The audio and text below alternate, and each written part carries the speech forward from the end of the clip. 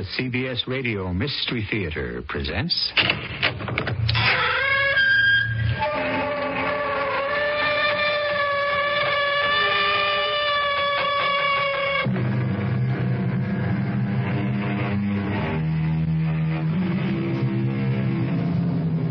Come in.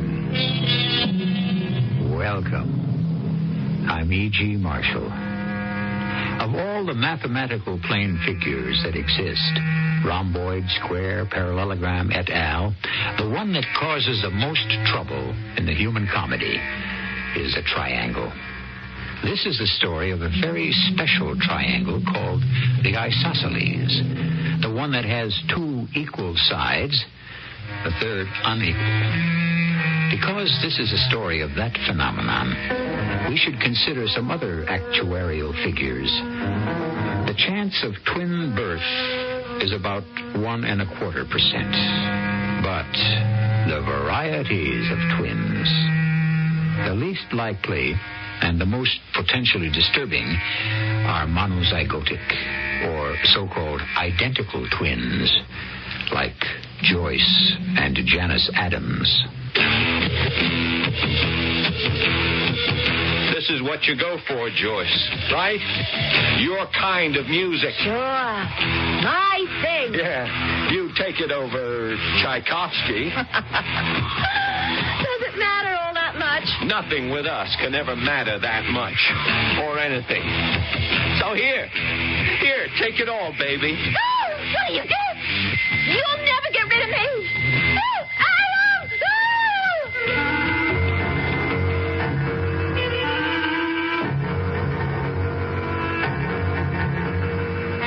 Our mystery drama, The Tortured Twins, was written especially for the Mystery Theater by Ian Martin and stars Marion Seldes and Paul Hecht. I'll be back shortly with Act One.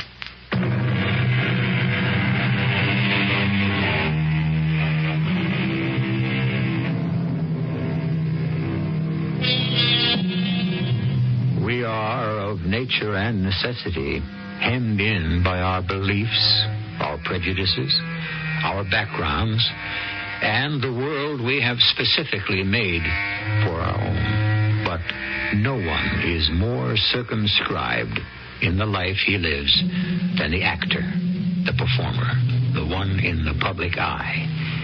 Like all Homo sapiens within the jungle of life, this particular breed has its own gathering and watering places and is subject to a rigid pecking order, as, for example... Come on, Adam, baby. Answer. You just gotta be home. You can't have left for the theater, not without... Come on. Adam Duncan speaking. This is your wife, Joyce. Joyce and rejoice. I made it. They bought me. I got it. Signed, sealed, and delivered. For all Humpty Dumpty's men? Yeah, for the film. Oh, will it break you out? Hey, hold it a minute, honey. What about the play? You have a contract. Run of the play. Oh, Lou Morris will get me out of that somehow. Oh, I mean, sugar, this is a big one. Yeah, I know. It's great. Only how soon? That isn't firmed up yet. Firmed up yet. There's a great little showbiz phrase. Oh, why do you have to be so difficult? Who's being difficult? You have a contract. Run of the play. How are we going to wiggle you out of your play contract? Oh, Lou says that's no problem. Yeah, I hope he's right. This is my big chance. The movie. And it's a terrific part. Who knows from movies? Okay, suppose it is. How do I get out of the show? Oh, gee, Adam, what's the big problem? I go to Hollywood for whatever time it takes. You stay here till it closes. Oh, honey, let's not argue. We'll talk about it after the show tonight. Well, what about dinner? I'll just bring in a sandwich or something. Because now I'm going out to cocktails and like that with the producer and my agent. Hey, you shouldn't be drinking before the show. Oh, come on, Adam. I'm a big movie star now. And besides, you think I'm going to miss being at the Algonquin? The moment I met Joyce Adams, I was lost. She had honey blonde hair, green blue cat's eyes, and a body. Wow. I mean, it isn't like talent is anything new to me. It's part of the theater, and theater's all of my life. I guess in the last 15 years, since I was like about 18, there hasn't been a legitimate production on Broadway, off or half off, I haven't seen or maybe been part of. And a body is a body, I always figured, until that evening in this little theater made out of an old shoe factory where they were doing Ibsen's Doll's House with Joyce playing Nora, the child wife. And she was terrible, but like I said, the moment I saw her, I was gone. So, after the show, I talked her into going down to Phoebe's with me. Oh, that's the off-off Broadway Seldes, so we could talk. You sure you don't want a real drink? No. I just love cherry cream soda. Oh. I know it isn't good for my figure, but I just love it. Yeah. Well, so far it doesn't seem to have done any damage. You want another? Well, gee, could I? I mean, I don't even really know you. Yeah, you'd really better watch out for me. Well, you wouldn't tempt me all that much with cherry cream sodas. But what was this about a part in a real Broadway play? Oh, it's a shot in the dark, Joyce. All right to call you that? It's my name. What'd you say was yours? Adam Duncan.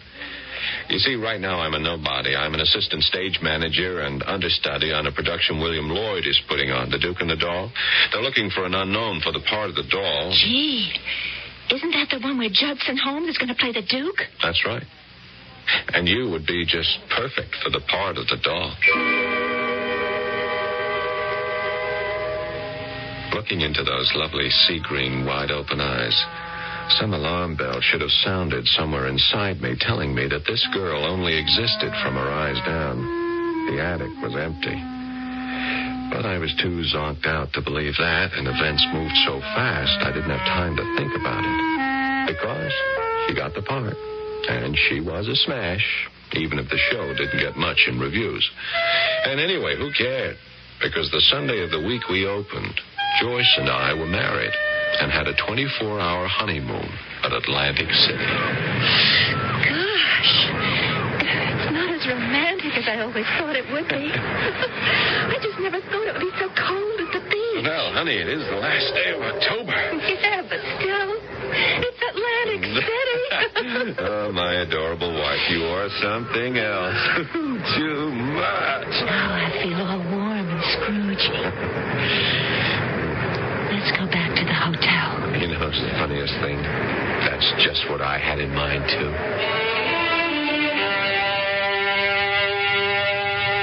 Joyce was like laughing gas. A whiff of her and you were in orbit. The 24 hours passed on Cloud 8. And then we were back in New York and under the influence of another kind of excitement. Phones ringing, agents, offers, all the wild madness of overnight success. Oh, not the play. Joyce.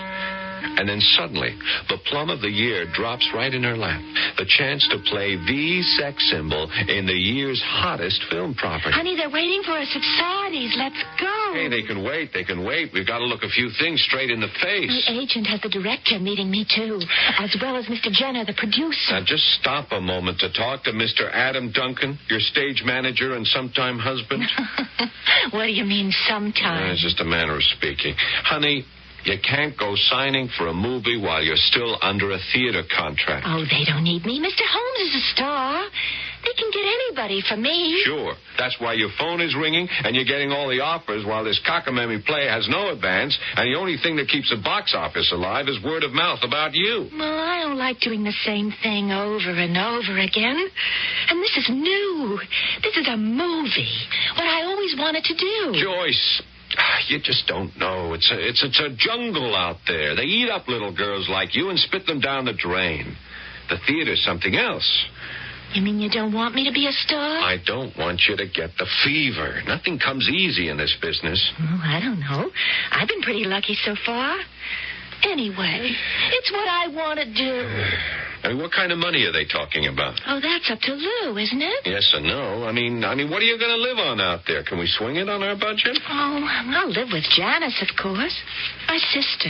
Remember? It isn't exactly the best time to move in with her. I mean, she just lost her husband. Oh, he was a big mistake. Mistake or not, I thought your sister Janice was trying to sell the house. Well, she hasn't yet. And by the time she gets a buyer, we're going to be rich, and I'm going to be famous.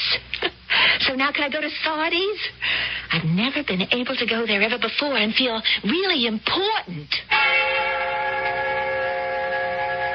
So we went to Seldes, and I was a fifth wheel. But Joyce was in seventh heaven, and everything went off like a storybook, and a star was on the way to being born. She was signed, let out of a contract with the Duke and the Doll, and off she went to the Golden Capital. Within 6 weeks, the show she left died, and I caught the first plane for the coast. The moment I hit L.A., I headed straight for Chelsea Drive, right off Coldwater Canyon, near the Beverly Canyon Hotel. That was where Mrs. Westrew, Joyce's widowed sister, lived. I rang the bell. The door opened, and there was the woman I loved that I'd been aching for the last month and a half. And I gobbled her up in my arms. Oh, baby, oh, darling, my beloved. Wait. You ask a man who has lived on less than bread and water to Listen, wait. you crazy man. I will listen to nothing but total surrender. That's marvelous, Adam, except you got the wrong girl. Oh, don't try to foist me off, babes. Oh, tell me you're gone Hollywood. You're my girl, and you better know it. But I'm not. And why not? I'm not, Joyce. What? I'm Janice. I'm her sister. You what? Come on, Joyce. What's the rib? What are you giving me? Hey, you're being for real? You were Joyce's sister, but I mean. Didn't she tell you we were twins? Yeah, sure. I guess she said twins. I just thought sister. Whew. This is just not possible. What? Well, I mean, people look like each other, but for sure it's been a few weeks since I saw Joyce. You think I know my own wife? Hey, you're putting me on? Honestly, I'm not. I should have known. Actually, you don't sound anything like each other. Oh, I'm the second fiddle. No. I didn't mean that.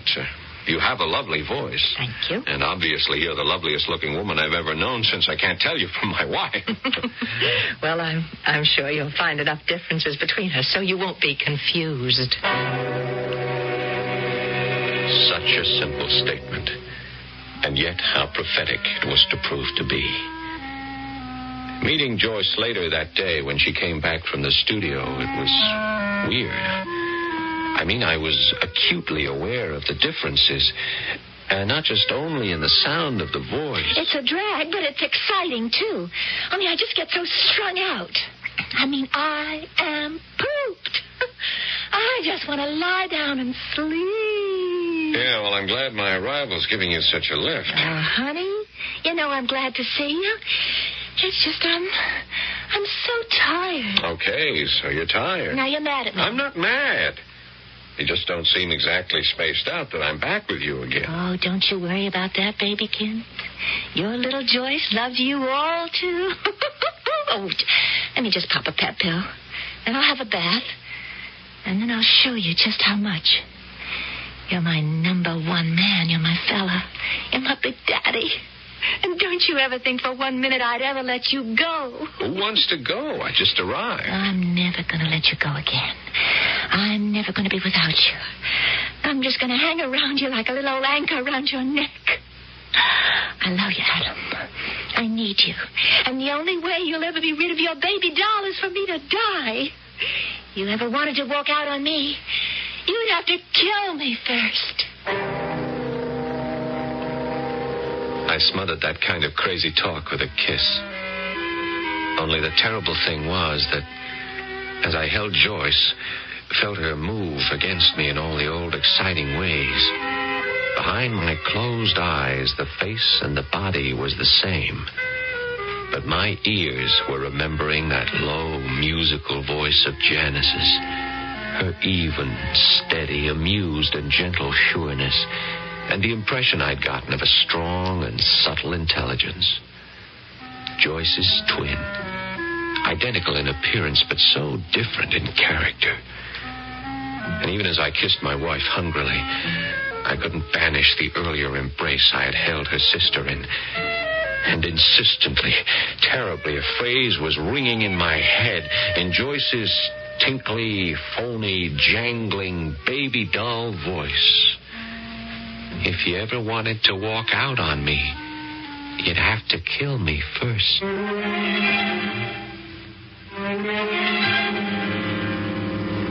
What would it be like, do you suppose, to fall in love with a woman and then find that she wasn't the only one of her kind? And if you liked the second image better, could you change partners? Or would the desire to do that lead you to incredible lengths that you could never dream of? I shall return shortly with Act Two.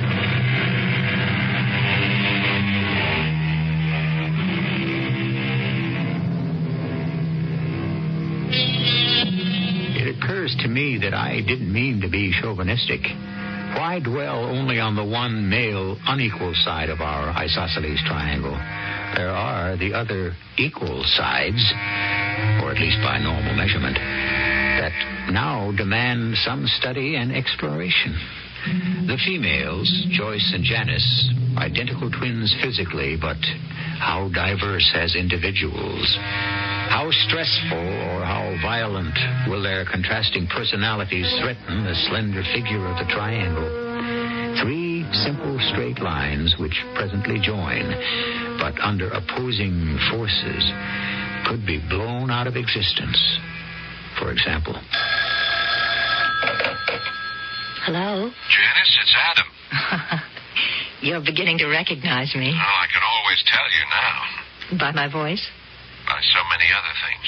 Adam, if you want to talk to Joyce, I'm afraid you're out of luck. Oh, isn't she home from the studio yet?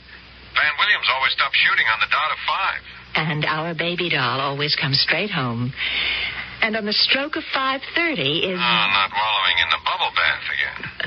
Every night. It's a ritual. With the radio blaring away, I'll bet.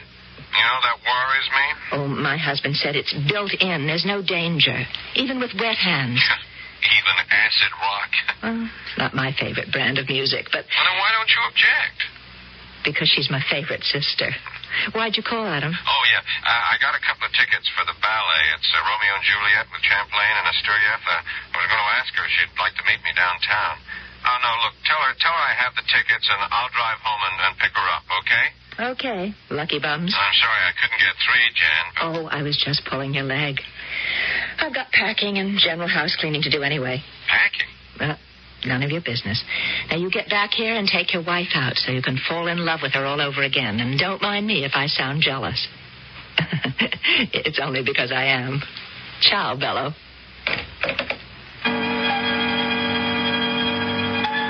I hung up with one word ringing in my ear, churning in my stomach, shaking me up but good.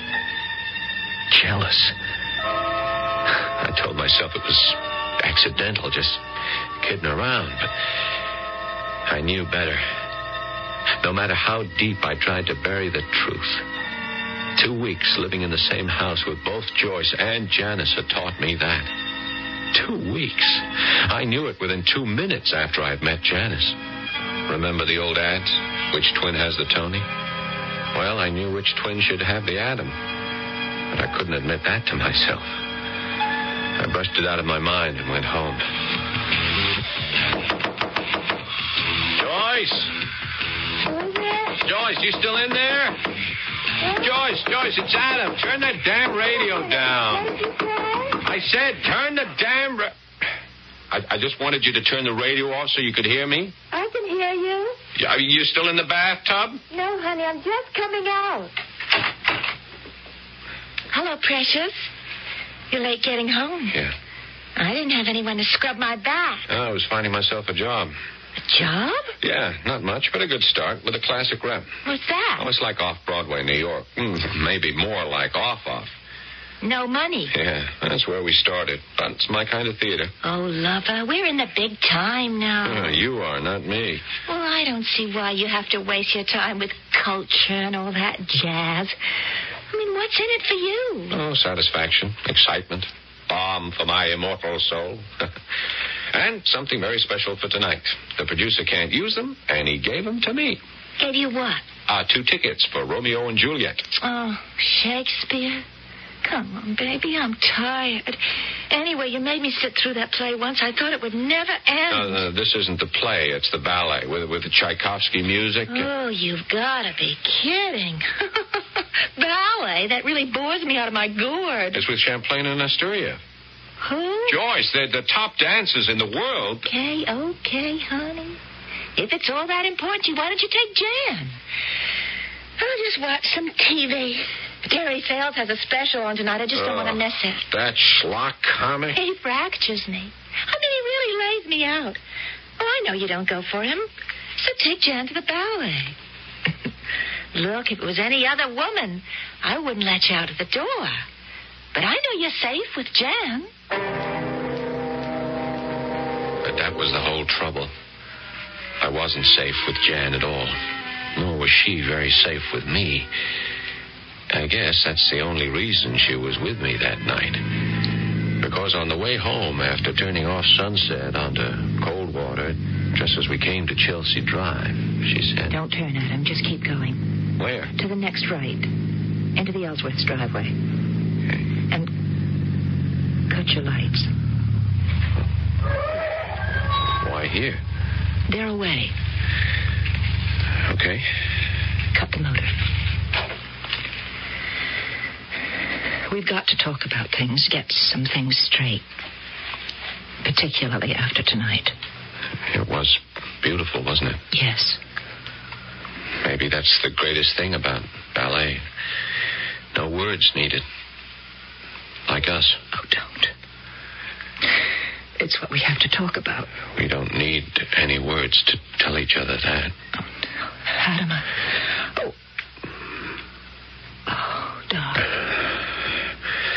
darling. I've been wanting to do this again on purpose ever since it happened by accident. No more than I. No. It's the last thing I meant to happen. Yeah, or I expected to. It isn't why I brought you here. Then why? I'm going away. Oh, please don't touch me, please. Going away? Where? Oh, I don't know. It doesn't matter. Around the world. But when? Oh, the sooner the better, wouldn't you say? Well, that's no answer. Well, neither is this. Or how we feel about each other. So what is? All right. Look, we sit down. We face facts like three rational people. Well, that's just the trouble. We can't. Why not? Because Joyce and I are not only sisters. We're twins. Identical twins. Hurting her would be just as more difficult than trying to hurt myself. All right. Now hold it. She needs you, Adam. For what? To teach her how to act so she doesn't go to the studio and fall flat on her pretty face. That's all she needs me for. No, it isn't. But even if it were, it would be enough. It's what she's wanted all her life. It would kill her if she lost it just when it was in her hands. What? Being a star. Listen. She was the second of us to arrive. She's always been number two, or felt that way. And now she's number one, a career, a husband, and probably a lot of money. Anyway, that doesn't matter. Why not? Because so long as she lives, I've promised myself I'd never willingly do anything to hurt her. Nor would I want to. We're two people by accident, you see. Actually, we're only one. I tried, but I knew it was hopeless. No amount of argument would change Janice's mind. So we drove home. She went up to her bed. And after a stiff drink, I went up to mine. And Joyce. Fortunately, as I opened the door, I could hear that Joyce was asleep. I crossed to her bed and looked down on her. A shaft of moonlight lit her face. And I looked in wonder and amazement at the woman I married, who could just as easily have been the woman I now loved. And suddenly, horribly, the memory of some accidental words of Jan's sprang up in my mind as if written there in fire. As long as she lives, I've promised myself I'd never do anything willingly to hurt her. I undressed quickly and got into bed. But it was a long time before I could get to sleep. Usually I have to wake and turn off the alarm in the morning. But this morning, Joyce actually got to it first. While she was in the bathroom getting ready for the studio car to pick her up, I lay in a half day. Where did the time go? I'm late. Oh, I thought you had the day off. Oh, I did, and then there was something the matter with one of the reels of film yesterday. We got to reshoot. Oh, you want me to get you some breakfast? No, I haven't time to get it on the set. Oh, how was last night? I was heaven. You should have been there. Not me. That ballet scene leaves me cold. So how did you and Jan get along? Oh, you know how I get along with your sister. I love her. My twin sister. Don't have to be told that. It's tough enough to tell you apart. Yeah. It's kind of like why I brought the subject up. See, we're strange. Awful strange, Adam. People like me and Jan. There's special vibes, and no ordinary person could know just how special. That's bad? No. Most of the times it's good. I wouldn't want them ever to be bad. But you see, sometimes I get screwy ideas. I know I'm not all that bright. I try to forget I have them, but I had this dream last night, and I want to tell you something. The dream? No, just about it. I mean, well, I know it was way out, but it made me think. What if you should like Jan better than me? Joyce, I'm your husband. Well, I put it another way.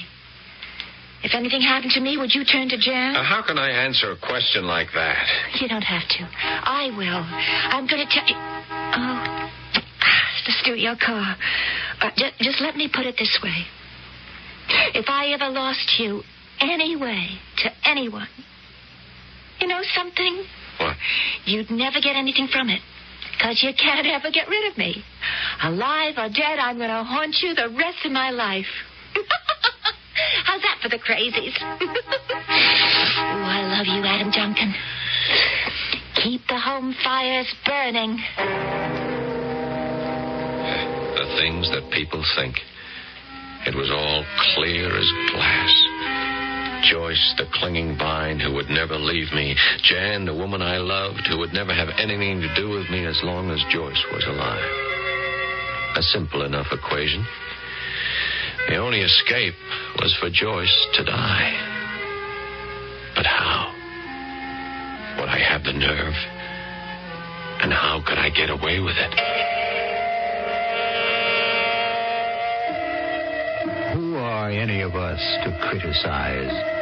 Haven't we all, in anger, despair, or frustration, uttered threats, sometimes out loud, or perhaps only in the mind, that were mad enough to kill someone, or you drive me so crazy I could murder you? But of course, none of us ever did anything about it. Will Adam Duncan? I'll return shortly with Act 3.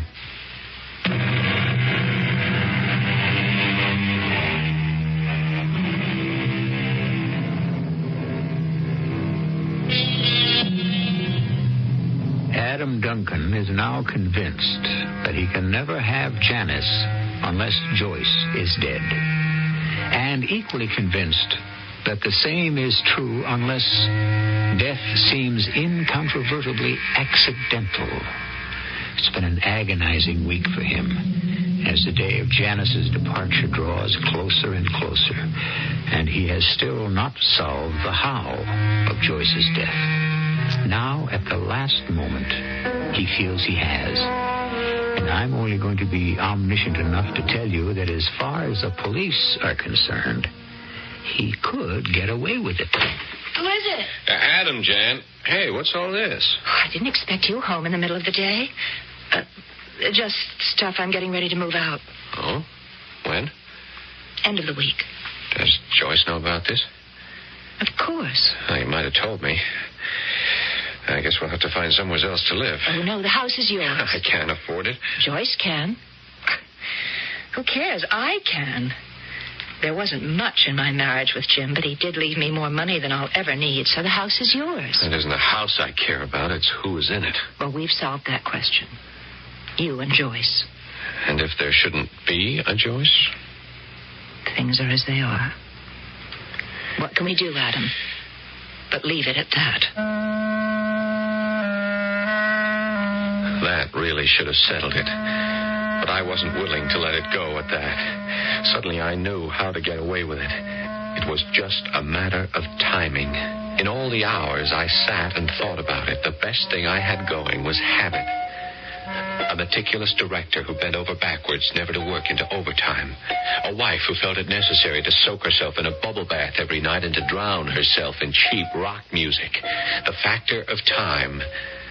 And a cocktail party where I was going to be highly visible at the Hotel on Wilshire Boulevard. That involved Janice as well. When it came, as Shakespeare says, to the sticking point, it was really all so simple.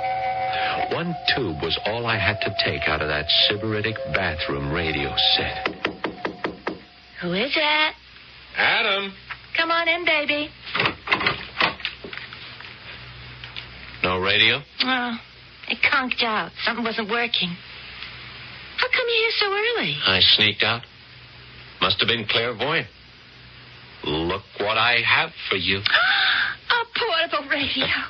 Now, how did you know I needed a lift? Oh, let's just call it ESP. Plug this in first. That your speed? Yeah. That's Hindenburg and the satellite. Man, that is love. You could turn it down. Forget it. What's worth doing is worth doing well. You go for this, don't you? My kind of music. You take it over Tchaikovsky? Yes? Does it matter all that much? No, Joyce. Nothing with us could ever matter that much. Or anything. Here. Take it all, baby. What are you doing? That's dangerous. We've been living dangerously, baby, and you give me no way out. Never get rid of me. I don't know what I really expected. Probably the last thing that it would be all so easy. The easy walk through the shrubbery to the Ellsworth driveway, picking my car up unseen and driving to meet Janice as if nothing had happened, right on the dot of 6, as was planned. With plenty of people to see us at that specific hour. While back in the bathroom, portable clock radio lay in the bathtub as dead as the woman that shared it, its hands recording the time of her death as 16 minutes after 6, the moment the short circuit had stopped the radio. And Joyce. Where do you suppose Joyce is? Search me. I came straight over from my agent's office. Did you call before you left? Sure. I thought maybe I could pick her up. She said she'd just gotten home and would come over by herself, so I headed straight here. Maybe we ought to give her a ring. She might have fallen asleep. Yeah, let's see. 6:45. Maybe we ought to. We went through the mockery of a call to a woman long dead, but who was to appear as having just died in the subsequent police investigation. The timing was perfect. The alibi unassailable. The verdict, death through misadventure. And I was free, as was Janice. The only problem in the way of our future together was to bide our time. I should say my time, since Janice was no part of what I'd done. I had bought our future. I simply had to wait a little while for delivery, I thought. Yes? Oh, I really don't think it's a very good time to speak to her husband. Oh, yes, Mr. Duncan is here, but we've just returned from the funeral, and hold on, just a moment, please. Yes, Mr. Bonner. Yeah, I understand. Sure, I see your problem. Oh, not right at the moment, but by Monday, after the weekend, I might be able to make more sense. As I beg your pardon? Oh, sure. It's very kind of you. Yes, it has been a sad loss. Thank you. That was Joyce's producer, wasn't it? Yes. Ghoul. What do you mean? Oh, just what I said. Another in the general school of Barracuda. He's got a major film over 3/4 completed. Without Joyce, he's got about $3 or $4 million of film he might as well dump in the sea or burn up. Unless... Unless what? Well, do I have to tell you? Oh, no. Oh, not me, Adam. I'm not an actress. I've got nothing to offer them. You are the only person in the world nobody could tell apart from Joyce. But you yourself. I mean, you know I don't sound anything like her. Oh, thank God. Well, that's a trick you could learn. I could teach you. Oh, what for? I don't care about your Mr. Bonner or his old picture. Let him worry about it. Sure, of course. But, well, it is a lousy break for him. I mean, what happened to Joyce and could mean a lot to our future. Our future? Well, I hope after this is all over, we are going to have one. Oh, Adam, I'm scared. Why? How could I make anyone else understand who hasn't been, who hasn't been the other half of someone else? The other is dead. Don't make it sound so cruel. I didn't mean to. It's just the way things are. Except for Bonner. Bonner? The film. Now, look, would you be willing to complete it if I helped you? All right, Adam. If it's what you want and it's right for us, I'll do it. Oh, I was the mastermind. I held all the strings in my hand. I knew just what I was doing, and I was invincible. For what I offered a lost director and a frantic producer with a $3 to $4 million bomb on his hands, I was set for life. If I could only teach Janice to sound as much like Joyce as she looked. You wanted me dead. How can you dare to resurrect me? It was a dream. Joyce's voice in my ears. Sure, I had been recalling it, but in memory, not in actuality. Was I awake or asleep?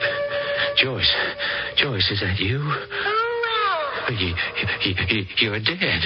For everyone else except you.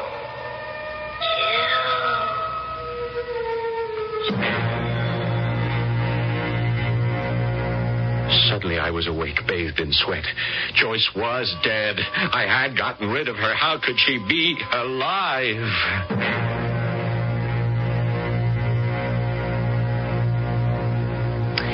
But golly, I don't want to get shot at or anything. I'll look out for you, baby. And all the other things you promised me? It goes with the job, too. A penthouse apartment? Mink? No, Sable? And one of them long cars with a chauffeur? Anything you want, sweetheart, so long as you pay the price. What's the price? You never know that till someone hands you the bill. Hey, Jan, this is great. That I can sound like my kid sister? Oh. Like in the flesh. Oh, I wish you wouldn't put it that way. She is dead, you know. Yes, I guess I ought to. But sometimes I wonder if you do. Look, if it means so much, yes, I'll fill in and finish the movie. But after that, I only want to be myself. Most people don't know the tedium, the endless amount of takes, the close-ups, the medium shots, and, of course, the master shots that cover everything. It would be hard to explain to the average person that a simple phrase like, I love you, might have to be repeated again and again, maybe 20, 30, 40 times. And not necessarily the way you might want to say it yourself, but patterned and inflected, just as the director, the producer, the power behind the camera might dictate. And so, for 6 or 7 endless weeks, Janice submitted herself to the forces which had shaped her twin sister. And finally, the picture was over, and she came home. We're finished, Adam. Hey, today was the wrap? Yep. Oh, that's great, Jan. What a relief. You're really all that happy, sweetie pie? Of course. Now you don't have to sound like Joyce anymore. You can be yourself. I can be what? Yourself, Janice, the woman I love. But I am the woman you love. Come on, Janice, knock it off. You don't have to sound like that silly kid sister of yours. You mean the woman you married? I mean the woman I married the second time. What? Come on, honey, what are you doing to me? I married Joyce, which was a mistake. Then I married you, which was the best thing I ever did in my life. Are you so sure? I mean, baby, sweetheart. You love me all that much? Okay, Janice, cut it out. Janice? Are you all right? Well, that's the question you should be asking yourself, lover. Which of us did you really marry? And which of us did you kill? What? Oh, You know how it is with twins. There's an ESP that no one else could understand. Whatever happens to one strikes a mirror chord in the other. You know? Know what, darling? Why do you look so terrified? I don't know.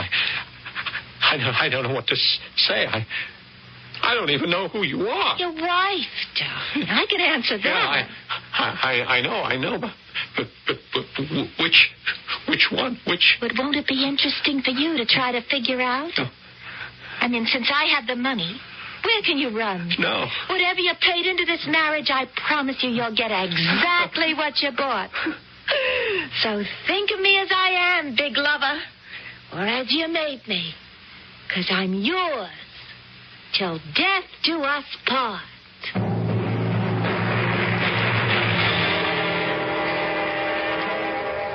Quite recently, there was a disturbance on the Golden Gate Bridge. A man had climbed into the superstructure with the object of committing suicide. Despite heroic efforts by the police, the man, an unemployed member of several theatrical unions, plunged to his death. He was identified by his wife, a resident of Los Angeles, as Adam Duncan. I'll be back shortly.